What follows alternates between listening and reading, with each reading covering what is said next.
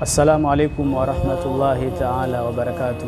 Alhamdulillah, ndugu zangu watukufu wapenzi wa Allah, leo tena tarehe 19 mwezi wa 7 2026, taasisi yenu ya Umoja wa Maimamu na Walimu wa Madrasa Tanzania UMATA chini ya mwenyekiti wake Sheikh Arif Suria pamoja na swafu nzima ya uongozi wake akiwemo Sheikh Yahya Mkumba, Sheikh Abu Aiman, Sheikh Amiri Mbwana, Sheikh Kamna, Sheikh Abu Hafsa.